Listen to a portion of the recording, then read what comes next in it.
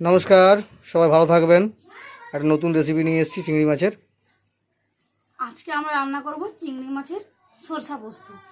এটা হচ্ছে কালো সরষা, এটা কাঁচা লঙ্কা, এটা পোস্ত, এটা সরষা সরষা একসঙ্গে বেটে তারপরে রান্নাটা করব।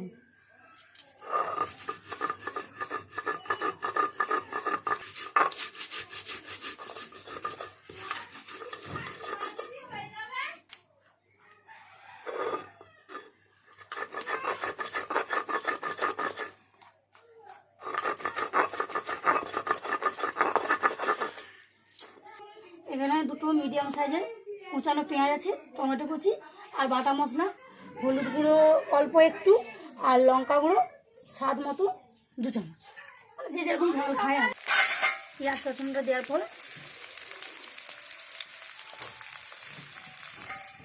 অল্প একটু ভাজা হয়ে গেলে এরপর আমরা দিয়ে দেবো চিংড়ি মাছটা। পেঁয়াজটা অল্প ফ্রাই হয়ে গেলে এবার তারপর দিয়ে দেবো চিংড়ি মাছটা।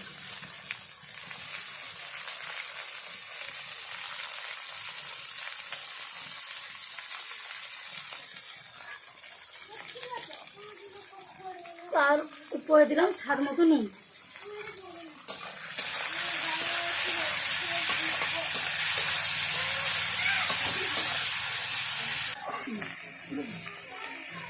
চিংড়ি মাছটা হালকা বাদামি কালার হওয়ার পরে এবার দিয়ে দিলাম বাটা মশলাটা, এরপর দিলাম টমেটো কুচিটা, অল্প নেড়ে চেড়ে মশলা দিয়ে তারপরে জলটা ঢেলে দেবো।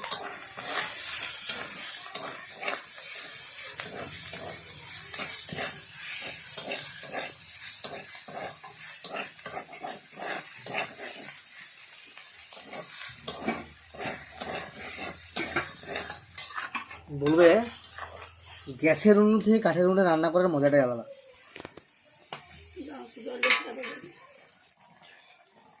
এখানে অনেকক্ষণ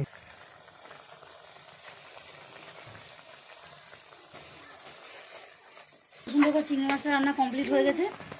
এবার উনুন থেকে নামিয়ে আমরা সার্ভ করব। রান্নাটা কেমন হয়েছে দেখে বলবেন, আর আপনারাও বাড়িতে একবার বানিয়ে খাবেন।